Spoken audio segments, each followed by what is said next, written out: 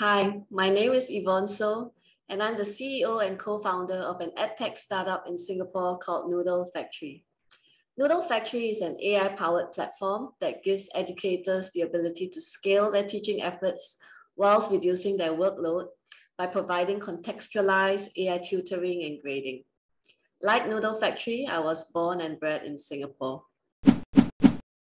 I've been working for over 25 years, and I've been in the tech industry for over 25 years.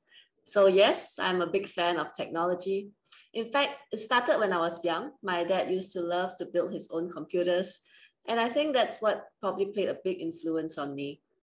I grew up in the time of command line interfaces, and I was so excited when I wrote my first Hello World program, and there's been no looking back since. Growing up in a family of mainly women, I'd never really thought about gender and biases until a few years into my career. I just started out as a systems consultant for a computer company. And on my first day, one of my peers made a comment about whether I'd be suitable for such a role, since I probably wouldn't have the strength to lift a server. So yes, being a woman in tech, I've often been the only female in the room, often been mistaken as the assistant. I don't let it bother me, and I just focus on surrounding myself with the right people and improving myself constantly. First impressions are simply that, and most people will look beyond that if you give them a chance to. We are in the edtech industry, and our product is educator focused. And since over 70% of teachers are women, they make up most of our user base. So it only makes sense that our team also represents similar demographics. 60% of us are female at Noodle Factory. And at our company, we really believe in work-life balance and to embrace a flexible working environment.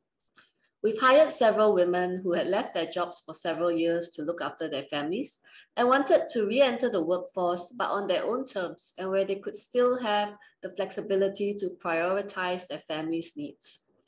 Thanks to technology, they can work from anywhere at their own time and still feel connected to the team. One of the most rewarding moments I've had is when a teacher that we work with sent me a message to let me know that as a result of using our product, it helped her to reduce her workload, and she was finally able to have some downtime on the weekend and catch a movie.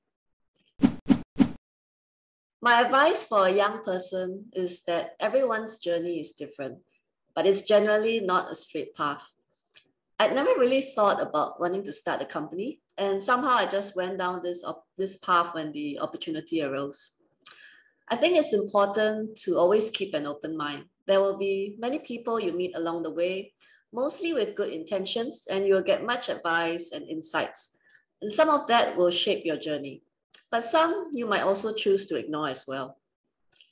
At the risk of sounding cliche, I think it's important to be persistent and patient, but to always take action, as you can't really achieve anything if you just think about it.